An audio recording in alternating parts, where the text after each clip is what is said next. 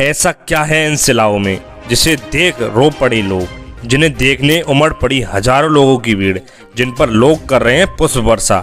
आखिर हमारे लिए आज का दिन इतना खास क्यों है? ऐसा क्या है इन शिलाओं में जो चमत्कारी पत्थर से नहीं है कम? ये पत्थर आखिर इतने अनोखे क्यों हैं? हम इसे चमत्कारी क्यों कह रहे हैं? ये समझने के लिए अगले 2 मिनट तक इस रिपोर्ट को ध्यान से देखिए। अयोध्या में राम भक्तों के लिए आज का दिन बेहद खास है। दरअसल भगवान राम की प्रतिमा के लिए शालिग्राम की जो शिलाएं नेपाल से अयोध्या पहुंची हैं, उन्हें आज विधि विधान से पूजा के बाद राम मंदिर ट्रस्ट को सौंप दिया गया।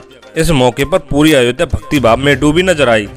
बड़ी संख्या में श्रद्धालु शिलाओं के दर्शन के लिए राम सेवक पुरम पहुंचे।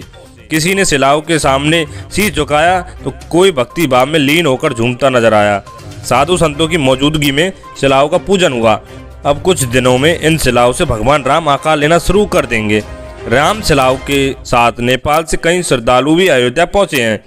ये लोग शगुन के गीत गाकर अपनी खुशी जाहिर कर रहे हैं। इन श्रद्धालुओं का कहना है कि वे महसूस कर रहे हैं कि अयोध्या में फिर त्रेता युग लौटकर आ गया है। इन दोनों शिलाओं को जनकपुर से सड़क के रास्ते अयोध्या लाया गया। शिलाओं से लदा ट्रक माता सीता की जन्मस्थली सीतामढ़ी और गोपालगंज होते हुए गोरखपुर आया। राम भक्तों ने शालिग्राम शिला का जबरदस्त स्वागत किया। नेपाल से शालिग्राम शिलाओं के साथ इनकी पूजा अर्चना के लिए भी प्रसाद भी आया। भगवान राम की प्रतिमा भारत और नेपाल के लोगों को और करीब ला रही है।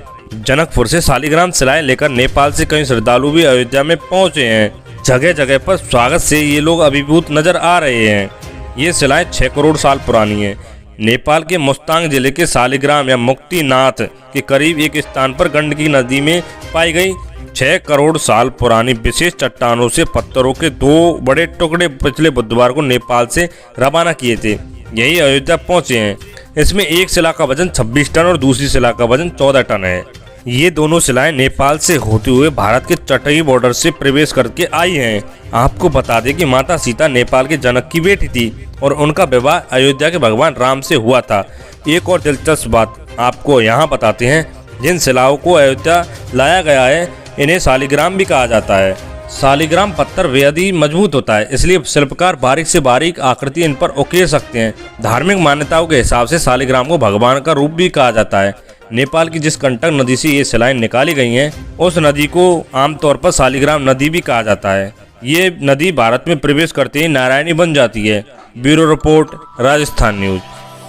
हर झूठ का होगा पर्दाफाश। सब्सक्राइब कीजिए राजस्थान न्यूज 365।